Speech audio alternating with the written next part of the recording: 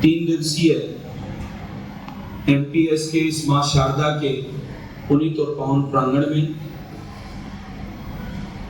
अभिव्यक्ति उत्सव के तहत आज श्री गणेश और शुभारंभ के शुभ अवसर पर मां सरस्वती की पूजन अर्चन और मां सरस्वती के बालक बालिकाओं को दर्शन का ये शुभ अवसर उस दास पर भी हुआ। उसके लिए सर्वप्रथम समस्त माहेश्वरी समाज और एमपीएस संस्था के पदाधिकारियों को बहुत बहुत धन्यवाद और साधुवाद मैं अपनी ओर से देता हूँ। आज इस कार्यक्रम के वरिष्ठ अतिथि श्रीमान कमिश्नर महोदय विजिलेंस जयपुर नगर निगम अजय जी शर्मा साहब, विशेष अतिथि गिरिराज प्रसाद जी साडा जी, एजुकेशन कमेटी माहेश्वरी समाज के चेयरमैन केदारमल जी भाला, वाइस चेयरमैन बजरंग जी बाहेती और विद्यालय मानद सचिव घनश्याम जी कचूरिया, प्रधानाचार्य डॉक्टर सुनीता जी वशिष्ठ, इस कार्यक्रम में पधारे सभी अतिथिगण, अध्यापक और मीडिया बंधु और बालक बालिकाएं, आप सबका मैं अपनी ओर से बहुत बहुत अभिनंदन, बहुत बहुत शुभकामनाएं। कल ही कृष्ण जन्मोत्सव गया है, गोगा नवमी गई है और अनगिनत हमारे उत्सव और त्योहार आने वाले हैं।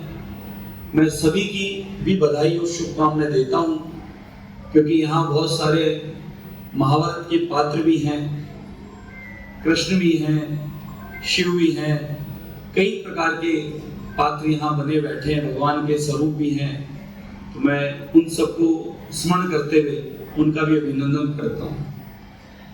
आज मुझे इस प्रतिष्ठित विद्यालय एमपीएस की शिक्षण संस्था के इस परिसर में आने का पहला अवसर ही नहीं है, कई बार मुझे आने का अवसर मिला है और माहेश्वरी एजुकेशन के द्वारा या माहेश्वरी समाज के द्वारा आयोजनों में कई बार मुझे आने का और आप लोगों से रूबरू होने का अवसर मिलता रहता है। फिर भी मुझे आज पुनः याद किया, उसके लिए मैं आप सबका आभारी हूँ।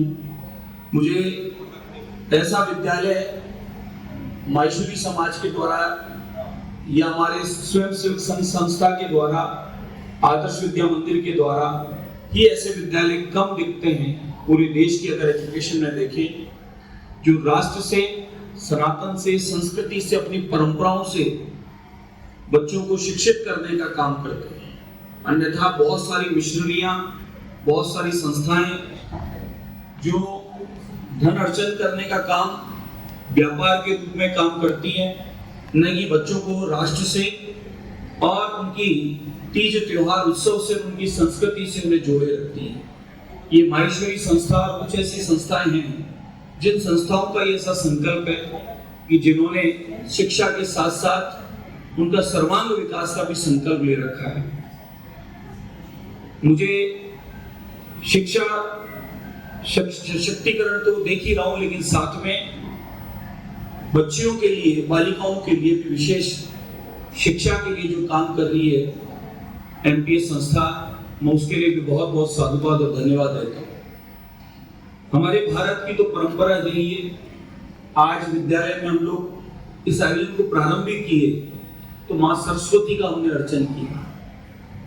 ये भारत की सनातन की परंपरा है। जिस मां वसुंधरा की गोद में, जिस धरती की गोद में आप हम सब रहते हैं, हम उस धरती को भी उठते के साथ सुबह प्रणाम करते हैं। अपनी हथेली को भी दर्शन करके मां दुर्गा, मां सरस्वती, मां लक्ष्मी का स्मरण करते हैं। और साल में 4 बार नवरात्रे पूजते हैं तो 9 कन्याओं को ही माता का स्वरूप मानकर उनका भी आशीर्वाद लेते हैं। और धन भाव ऐश्वर्य की कामना करते हैं तो मां लक्ष्मी की आराधना करते हैं। ज्ञान की, कला की तो मां सरस्वती की करते हैं। शक्ति की आवश्यकता पड़ती है तो मां दुर्गा की, काली की आराधना करते हैं। यानी सनातन की और भारत की परंपरा है, शक्ति को सर्वोपरि माना जाता है। रावण भी बलिशाली हो गया था भगवान शिव के सारे वर और आशीर्वाद लेकर। रावण ने संपूर्ण आशीर्वाद शिव से ले लिए, रावण का एक अंतिम आशीर्वाद और कामना थी।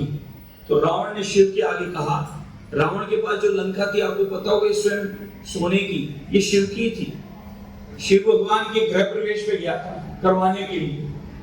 तो पार्वती जी ने गलती से पूछ लिया कि आचार्य जी बहुत अच्छा काम करवाया आपने, बहुत अच्छी पूजा पाठ करवाई है, दक्षिणा जो इच्छा हो मांग लेना। वो तो रावण ठहरा। और शिव जी की कोई लीला होगी, शिव जी पर्वतों पे रहने वाले, कहाँ महलों में रहना उनको। तो महाराज रावण ने कहा कि माँ कुछ देना चाहते हो तो जिस भवन की गृह प्रवेश बोला है वही मुझे उसकी चाबी दे दे। तो रावण ले गया।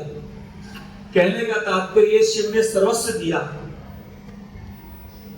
और लेकिन एक कामना और थी कि मैं अजर अमर हो जाऊं, दुनिया में अजर अमर रहूं, मेरे को कभी कोई मार ना सके, मैं ऐसे ही 3 लोक का राजा बना रहूं। तो शिव ने क्या कहा?